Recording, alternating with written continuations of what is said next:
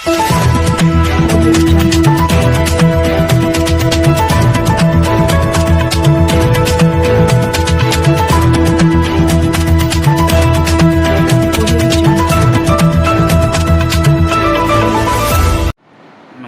संचार संवाद में आपका स्वागत है मैडम। आज इन दिनों 15 अगस्त 1947 को हमारा देश आज़ाद हुआ। आज़ादी के बाद इतने वर्ष बीते, आप कितनी आज़ादी महसूस कर रहे हैं और कितनी आज़ादी मिलनी चाहिए लोगों को? और आज जो स्थिति परिस्थिति है, जिस उद्देश्य से हमारा देश आज़ाद हुआ, क्या आज़ादी दिख रही है?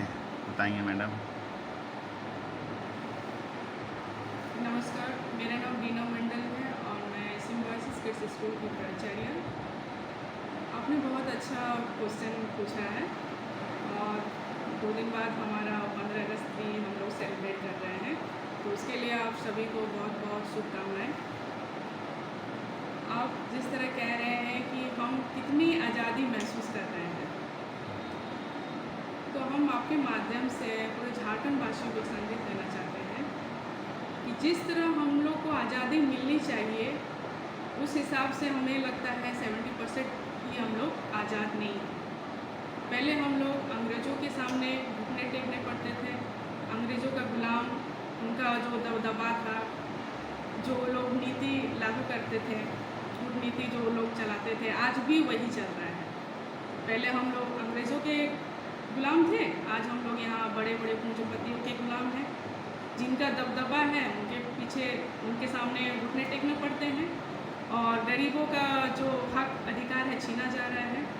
आप आमतौर पर अधिकतर ग्रामीण क्षेत्र में देखिएगा कि आज भी वो लोग जिस हिसाब से उन लोग को उन्नति होना चाहिए, आज भी वो लोग पिछड़े ही हैं।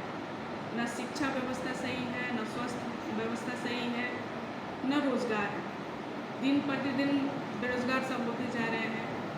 शिक्षा व्यवस्था का जो हम लोग का स्तर और ऊंचे लेवल पे जाना चाहिए, उस हिसाब से नहीं बढ़ रहा है। तो कहीं ना कहीं इसका जिम्मेदार हमारा केंद्र सरकार भी है और राज्य सरकार भी है। तो आपके माध्यम से हम केंद्र सरकार और राज्य सरकार से निवेदन करना चाहते हैं कि सरकार अपना काम सही मायने से अगर करे तो हमारा देश सही मायने में हम लोग भी आज़ादी महसूस करेंगे और हमारा देश बहुत आगे जाएगा। मैडम एक सवाल करेंगे, स्किप कर दिया है, हम अभी आपसे बात करेंगे कि सरकार तो चाहे केंद्र सरकार हो चाहे राज्य सरकार हो, केंद्र सरकार कह रही है कि हम गरीबों के लिए राशन कार्ड राशन दे रहे हैं और राज्य सरकार कह रहे हैं कि हम लोग बिजली दे रहे हैं। क्या इन सबसे देश की आज़ादी मतलब क्या मिला है लोग? देखिए, किसी भी राज्य और देश को गुलाम बनाने का प्रक्रिया क्या है जानते हैं? मुफ्त में आप पाए, मुफ्त में देते रहिएगा तो गुलाम बनाने का एक तो प्रक्रिया है। आप मुफ्त में क्यों बांट रहे हैं? आप रोज़गार दीजिए, रोज़गार देने का सृजन पैदा कीजिए। आप सभी जानते हैं, हम लोग भी पढ़े हैं कि हमारा भारत, हमारा देश कृषि प्रधान देश था। जब से केंद्र सरकार मुफ्त में अनाज बांटना शुरू किए हैं, आप लोग देखिएगा, पहले हम लोग चारों तरफ हरियाली हरियाली नज़र आता था, अभी चारों तरफ आपको बंजर ही दिखाई देगी, कुछ खेती बाड़ी कुछ नहीं हो रहा है। इससे क्या हो रहा है? आप तो मुफ्त में 5 किलो अनाज दे रहे हैं, अनाज से क्या घर चल जाएगा? और महंगाई दिन प्रतिदिन एकदम चरम पर है। आपका नारा है कि आत्मनिर्भर भारत, तो आप आत्मनिर्भर भारत का नारा भी दे रहे हैं और हमारी भारत की जनता को पंगु भी बना रहे हैं। आप रोज़गार छीन रहे हैं, रोज़गार करने का जो सृजन है उसको भी मतलब ख़त्म कर रहे हैं। मुफ्त में अनाज बांट रहे हैं तो लोग क्यों खटेगा? वो ये सोच रहा है कि हम दिन रात इतना मेहनत करेंगे तब हम अनाज उपजा पाएंगे, तो हमको तो मुफ्त में मिल रहा है। तब पहले मुफ्त में जो अनाज देने का जो काम है उसको बंद कीजिए। इससे अच्छा आप मुफ्त शिक्षा दीजिए, मुफ्त स्वास्थ्य सेवा दीजिए, जो जरूरी है, जो जेन्युइन है वो कीजिए ना भाई। अभी ट्रेंड बनता जा रहा है हर एक राज्य में, जहाँ मुफ्त की बात कर रहे हैं, चाहे वो बढ़िया सामान योजना हो, चाहे वो बिजली का हो, पेंशन नाम पर ये विधवा पेंशन, किसी भी तरह से हो, तो मुफ्त का ही ज़्यादा चल रहा है, चाहे आवास योजना हो, जो भी हो। हाँ, देखिए ये क्या है, एक ट्रेंड चल रहा है, आप ठीक बोल रहे हैं। ये एक सिलसिला है, कंपटीशन चल रहा है, वो दे रहा है तो हम तो नहीं दे रहे हैं, उसी को फॉलो किया जा रहा है।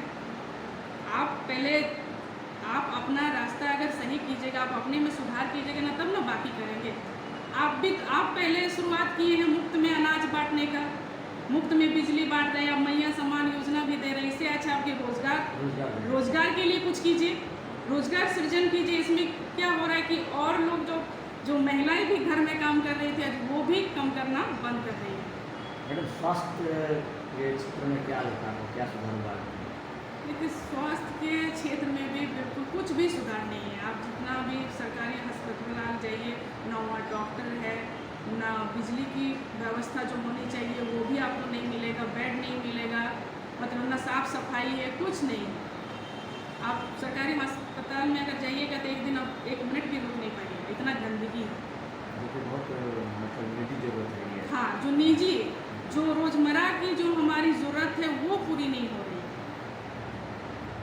है। धन्यवाद मैडम। आप सबका बहुत बहुत